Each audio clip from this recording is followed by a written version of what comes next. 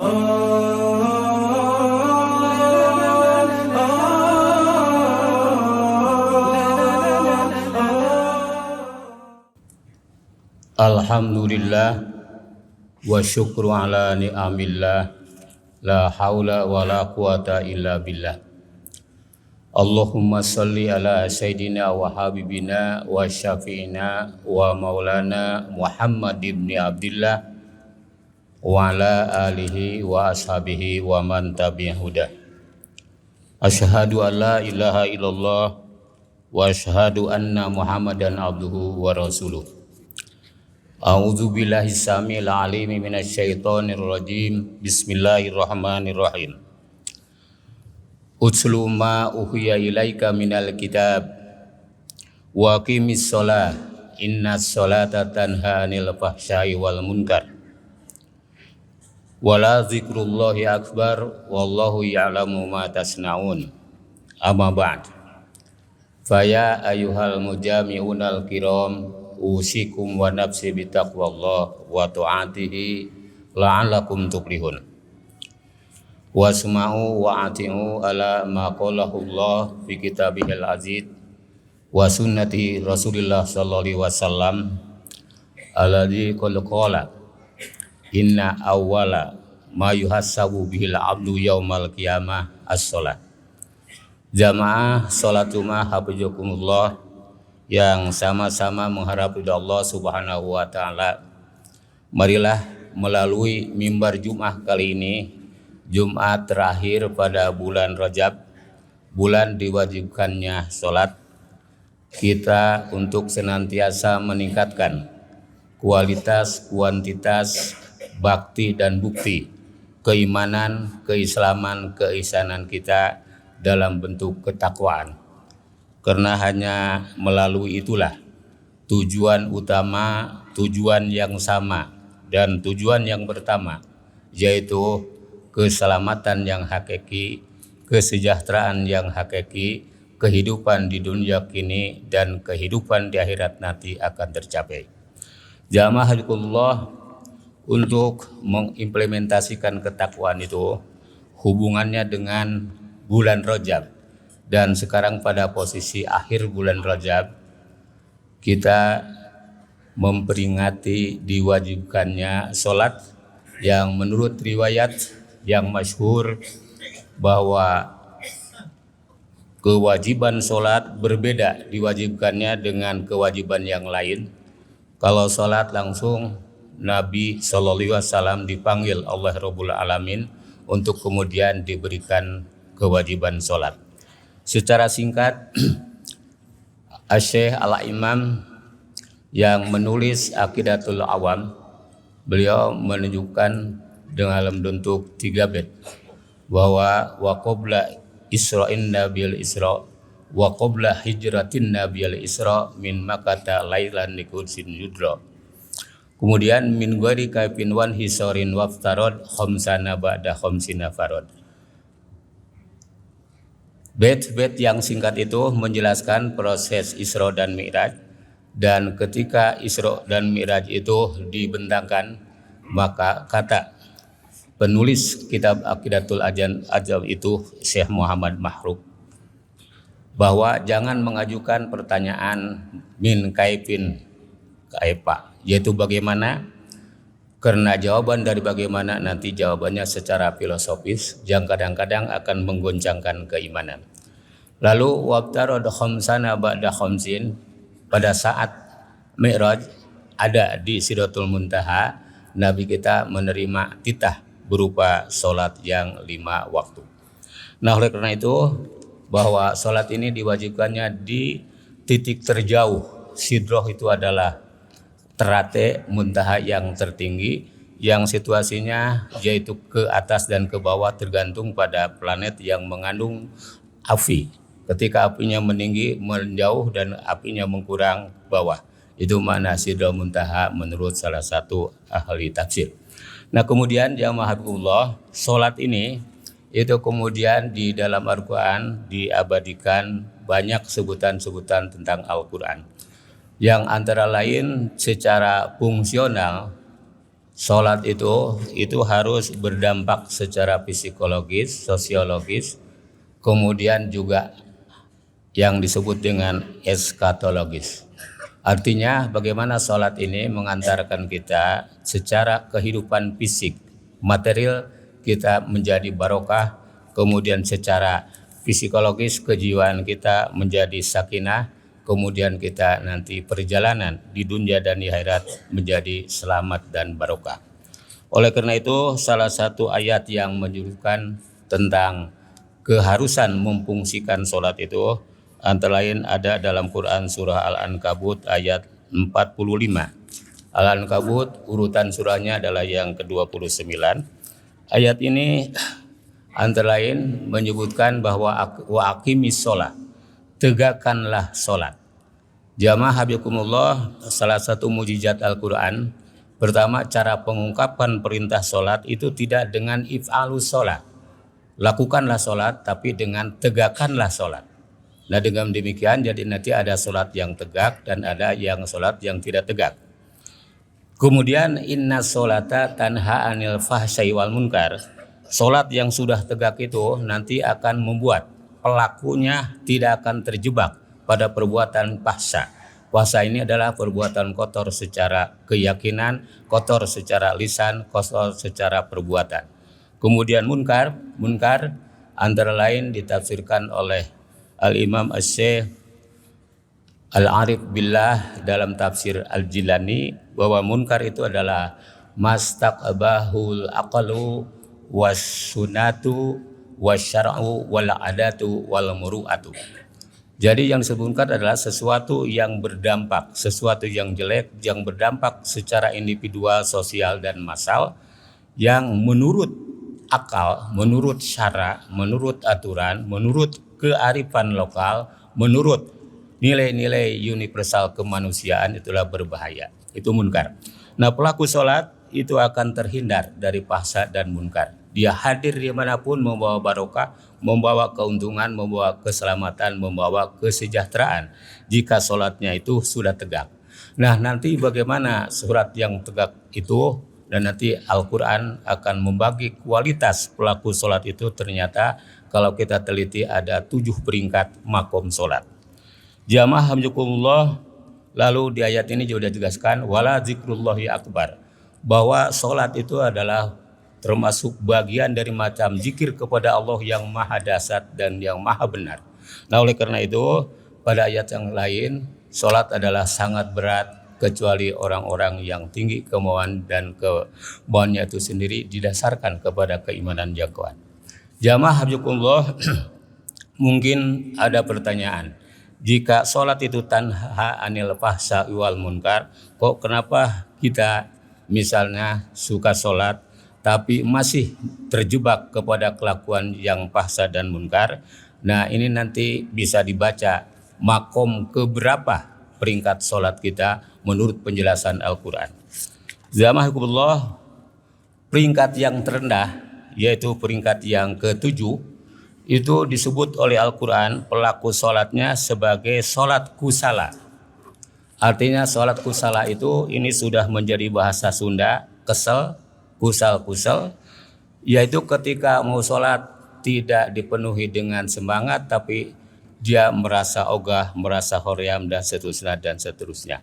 Ini dijelaskan itu antara lain di dalam Quran surah An-Nisa ayat 142. Nah kemudian juga ada sholat yang disebut dengan mukaan wa tasdiyatan. Nah sholat mukaan wa tasdiyatan ini dijelaskan dalam Al-Quran surah Al-Anfal ayat 35. Wa makana sholatuhum indal baiti ila mukaan wa tasdiyatan. Ada orang-orang yang sholat di Masjidil Haram, yaitu sholatnya bagaikan orang yang sedang bersiul dan orang yang bertepuk tangan. Jadi ada sholat yang digambarkan bagaikan orang sedang bersiul, orang yang bertepuk tangan. Siapa yang sholatnya begini? Itu adalah sholat-sholat yang dilakukan oleh orang munafik. Dia gerakannya sholat, tapi hatinya itu adalah dia sedang seolah-olah mengejek dan menghinakan prinsip-prinsip sholat itu sendiri, sehingga digambarkan mukaan wa tasdiyatan bagaikan orang yang sedang bersiul dan sedang bertepuk tangan. Kemudian juga peringkat yang kelima disebut dengan sholat huzuan walaiba. Hujuan walaiba, sholat adalah dipermainkan, mempermainkan sholat. Bahwa sholat dianggap hanya gerakan-gerakan semata, tidak ada bedanya dengan olahraga, dengan senam. Nah, perumpamaan itu menganggap ini pelakunya nanti disebut sebagai huzuan walaiba. Hal ini nanti kita bisa baca dalam Quran surat Al-Maidah ayat 58. Kemudian yang peringkat yang keempat, yaitu sholatnya yang disebut dengan sholat sahud. Ini surah yang termasuk surah yang pendek dalam juz' amma, yaitu jelaskan dalam surah Al-Maun ayat ke-5, alladzina hum an sholatihim syahun. Ya, ayat 2 ini menyebutkan bahwa ada sholat yang sahun. Sahun itu lalai sebelum sholat, lalai sedang sholat, kemudian lalai setelah sholat. Nah, 4 macam sholat inilah yang disebut sholat mukaan tasdiyah, sholat hujuan laiba, sholat kusala, sholat sahun yang tidak tanha anil fahsai wal munkar. Nah, kemudian 3 macam peringkat sholat inilah nanti yang bisa tanha anil fahsai wal munkar, yaitu yang peringkat urutan ketiga ini disebut sholatnya pelakunya yang hafid, yuhafizun. Wahum ala sholatihim yuhafizun. Mereka yang melakukan sholatnya dengan penuh pemeliharaan, dipelihara segala syarat rukunnya, dipelihara hal-hal yang terkait dengan keperluan kesempurnaan sholat. Kemudian yang kedua adalah sholatnya orang-orang yang khusyuk. Ini dalam Quran surah Al-Mu'minun surah ya ke-23 ayat 2 disebutkan alladzina hum fi sholatihim khashi'un. Mereka yang dalam pelaksanaan sholatnya penuh dengan khusyuk. Khusyuk itu adalah konsentrasi, dia sadar bahwa dia sedang sholat. Nah, kalau yang tidak khusyuk segala ingat, yang tidak ingat bahwa dia sedang sholat.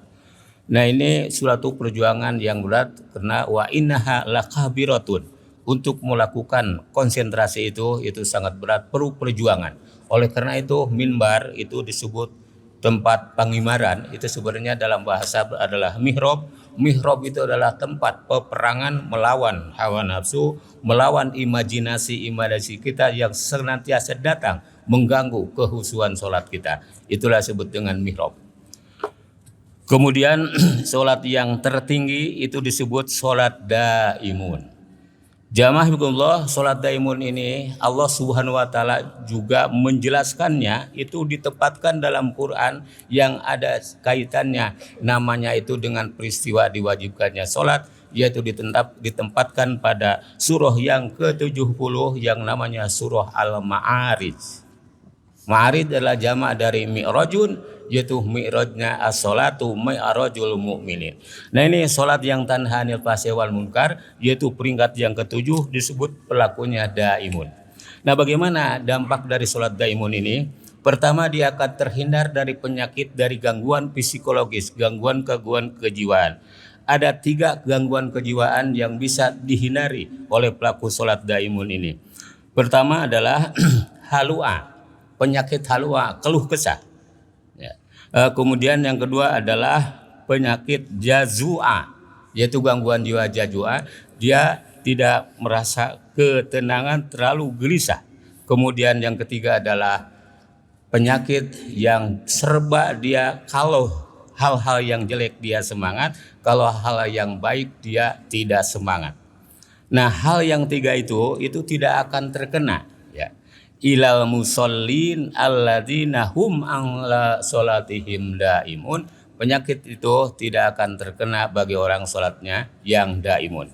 Nah, kemudian secara fisik, secara kebendaan, yang pertama nanti dampaknya walladzina fi amwalihim haqqum ma'lum, dia akan berehat.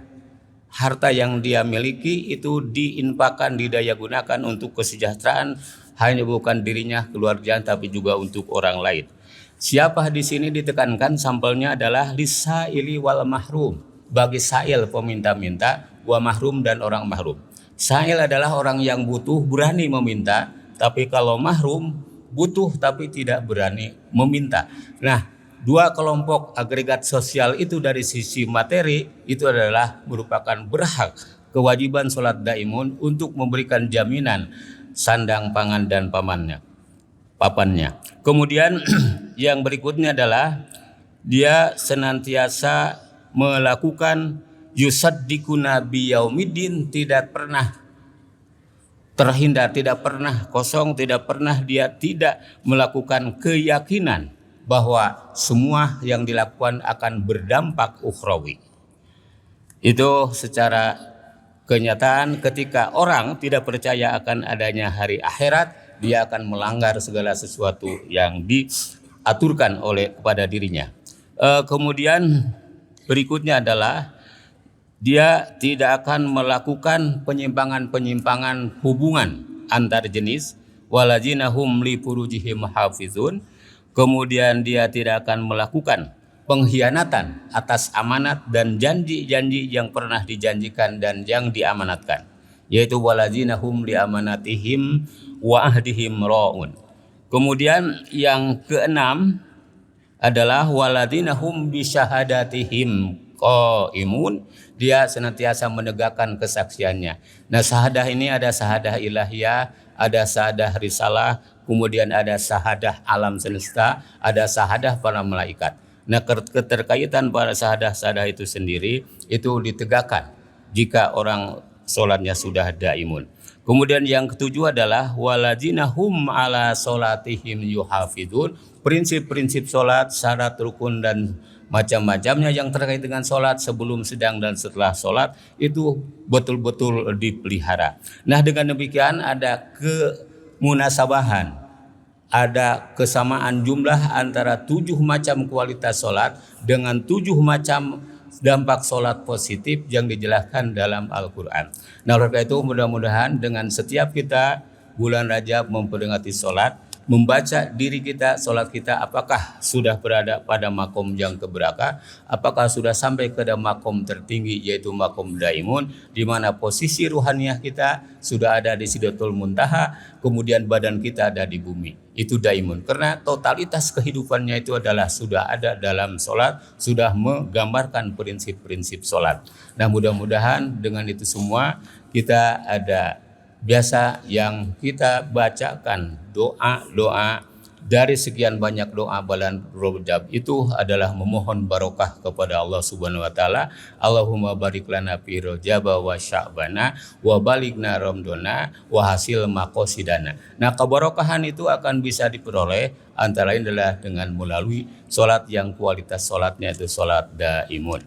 Nah, mudah-mudahan kita semua yang hadir khususnya keluarga kita dan semua saudara-saudara kita berupaya untuk bisa mengejar makom sholat kita, makom yang tertinggi, yaitu makom yang hati kita ada di Sidratul Muntaha, kemudian jasad kita ada di bumi dengan sholat daimun. Amin ya Allah ya Rabbal Alamin.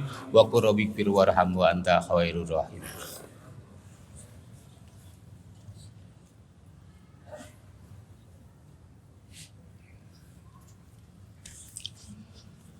Alhamdulillahilladzi la yansa man zakaruh. Wassalatu wassalamu ala rasulillah Sayyidina wa habibina Muhammad ibn Abdullah wa ala alihi wa ashabihi wa man tabi'a huda. Asyhadu an la ilaha illallah wa asyhadu anna Muhammadan abduhu wa rasuluh. A'udzu billahi samil alimi minasyaitonir rajim. Bismillahirrahmanirrahim. Ya ayyuhalladzina amanu ista'inu bisobri wassalah innallaha ma'as sabirin. Amma ba'd. Fa ya ayyuhal mujami'una al-kiram ittaqullaha wa ta'atihi la'alakum tuflihun.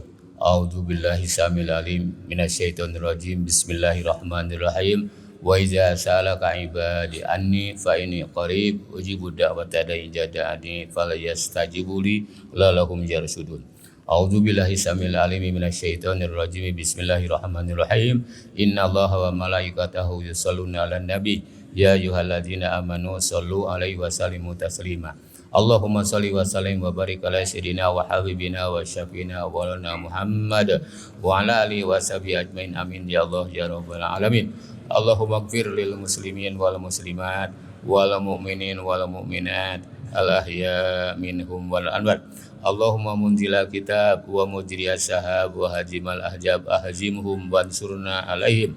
Allahumma habis man zalamana minal jinni wal insi wasyayatin wa qlib man ghalabana minal jinni wal insi wasyayatin wa salamun alal mursalin. Allahumma inna nas'aluka fi nuhurihim wa na'udzubika min syururihim. Allahumma fiknahu bima syi'ta innaka ala kulli syai'in qadir.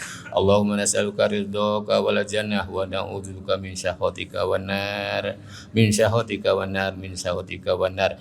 Allahumma barik lana fi Rajab wa Sya'bana wa barik lana Ramadana wa hasil maqasidana. Rabbana atina fid dunya hasanah wa fil akhirati hasanah wa qina azabannar wa adkhilnal jannata ma'al abrar. Ya Ajid, Ya Ghafar, Ya Rabbal Alamin. Wa akhiru da'wana alhamdulillahi rabbil alamin. Aqimis sholata li dzikri wa la dzikrullahi akbar.